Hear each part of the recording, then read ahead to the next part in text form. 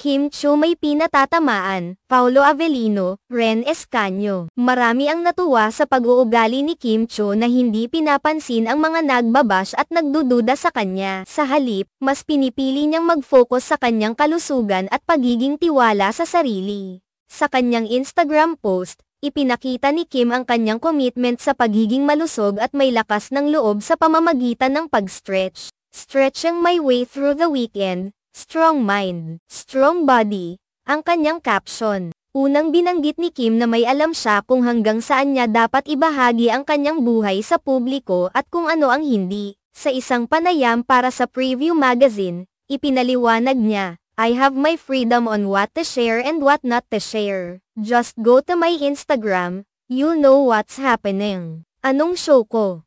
Anong ginagawa ko? Mga hobbies ko lately. Sa kanyang pananaw, mahalaga na siya lamang ang may karapatan kung ano ang magiging impormasyon na nais niyang ibahagi sa publiko. Hindi niya pinakikialaman ang mga opinyon ng iba at mas pinipili niyang maging transparent sa kanyang mga social media followers sa pamamagitan ng pagpo-post ng mga personal na bagay na kanyang nais ibahagi. Bukod sa kanyang pagsusumikap sa kalusugan, isa rin si Kim sa mga artista na patuloy na nagiging inspirasyon sa mga kabataan. Sa kanyang mga social media posts, ipinapakita niya ang kanyang aktibong lifestyle at pagmamahal sa fitness, na nagbibigay ng inspirasyon sa iba na pangalagaan ang kanilang sariling katawan. Bilang isang kilalang personalidad sa showbiz, mahirap iwasan ang mga kritisismo at negatibong komento mula sa iba't ibang tao. Ngunit sa halip na sumagot sa mga ito, mas pinipili ni Kim na manatiling positibo at mag-focus sa mga bagay na makakatulong sa kanyang pag-unlad bilang isang individual. Sa kanyang mga pagbabahagi sa social media, malinaw na makikita ang dedikasyon ni Kim sa kanyang trabaho at sa pagiging positibo sa kabila ng mga hamon na kanyang hinaharap.